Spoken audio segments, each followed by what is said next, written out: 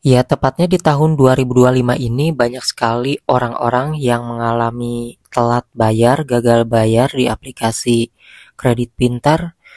Ini khawatir ya, karena ada kabar jika DC lapangan kredit pintar ini dalam melakukan penagihan itu akan menyebarkan data KTP dan juga foto kita di depan rumah ataupun juga di lingkungan di area kita berada, misalnya di rumah tetangga kayak gitu ya, ataupun di warung-warung. Itu foto-foto dan KTP kita akan disebarkan bahwa orang ini belum membayar tagihan. Nah, apakah benar seperti itu atau tidak? Jadi di sini untuk aplikasi kredit pintar sendiri adalah aplikasi pinjaman online yang resmi, yang tentunya jika mereka ini menyebarkan data seperti itu, kemudian juga mempermalukan ya orang yang tidak sanggup bayar, itu adalah tindakan melanggar hukum.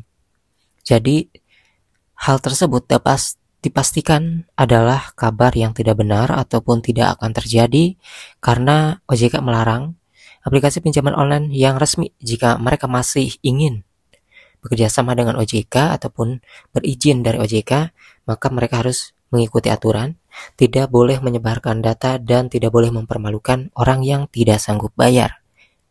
Jadi kalau misalnya ada kabar seperti itu yang menyebarkan data hingga disebar ya di depan rumah kita, itu adalah kabar-kabar tahun lalu ya, yang mana tidak kejadian di sekarang-sekarang.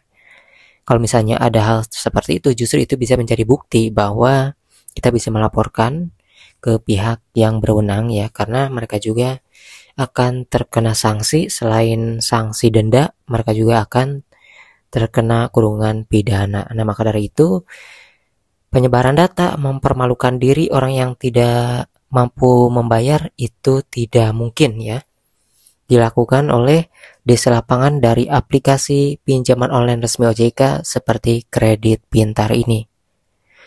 Jadi itu yang harus kita ketahui ya. Dan mereka juga tidak memperbolehkan menagih ke luar kontak darurat, apalagi kita di sini memiliki kontak darurat yang banyak gitu ya. Dan juga ke Kondar juga itu tidak diperbolehkan ya untuk yang tahun 2025, apalagi ke luar kontak darurat.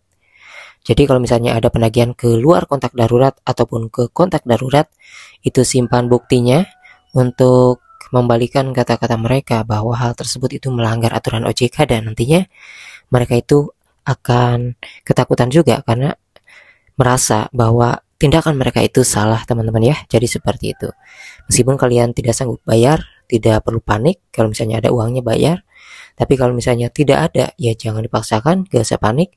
Karena kita tahu aturan yang sudah diterapkan OJK. Karena OJK menerapkan aturan kepada si desa lapangan pinjol itu untuk melindungi konsumen-konsumen ataupun debitur yang mengalami telat bayar dan juga gagal bayar ya. Jadi seperti itu teman-teman. Untuk tahun 2025 tentunya masih aman dari desa lapangan.